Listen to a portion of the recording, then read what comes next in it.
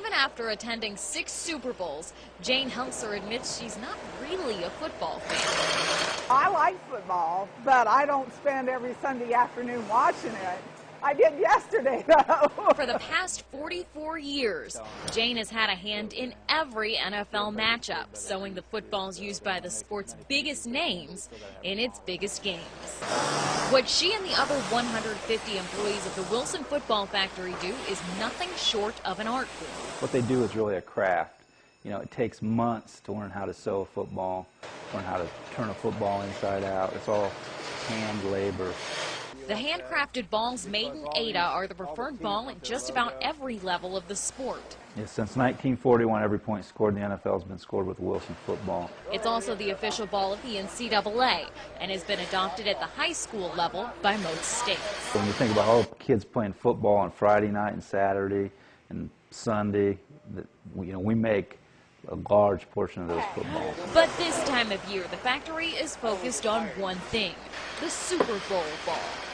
Leading up to the big game, they turn out up to 4,000 balls a day. For our people to know that what they're manufacturing is going to be used in the biggest event in America, I feel, and without us, they couldn't kick it off. Every Wilson football starts here as a humble piece of cowhide. It's ready to be cut right into footballs, and they try to place those dies where they can get the most pieces out of the leather.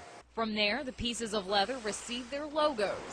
The stamping done here is one of the things that makes the Wilson Football Factory so popular among teams, whether you're talking about an NFL team like the Chicago Bears, a college team like the Bowling Green Falcons, or one of hundreds of high schools, you'll find their logos here.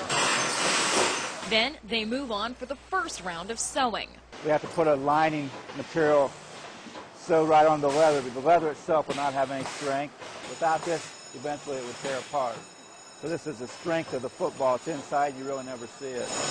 That's when the balls make their way to Jane. Right now I'm sewing the top and bottom panels together, and this is called a full section. And I've just finished going over the end.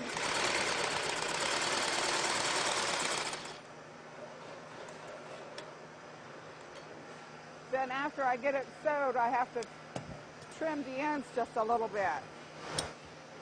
The sewn-up balls look nothing like what Peyton Manning will be throwing on Super Bowl Sunday. They've got to be flipped right side out, which, trust me, is not as easy as it looks. I'm going to let you take over from here. After some finishing stitching from Jane, the balls get their bladders and then their signature laces. With a little help from Aaron, this is part of the process I think I can handle. So Drew Brees can thank me for this one later. Drew Brees can thank you for that. As good as it looks, this football is still not finished. Put 120 pound of air pressure on the ball inside there, and I'll straighten all these seams out, and it kind of like finishes the ball. Even as the journey ends, Thank you. Each ball has to pass a final inspection before heading to Miami. It's a good one? Okay. It's all yours. My ball excluded. About 75 of these end up on Super Bowl sidelines, plus more for the kickers and punters.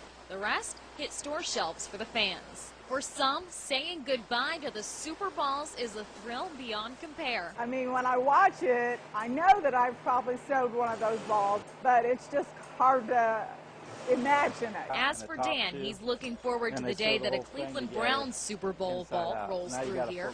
But until then, Just make sure I keep my eye on the ball. If the Browns get in it, I'll go crazy, but for now, I just keep my eye on the ball.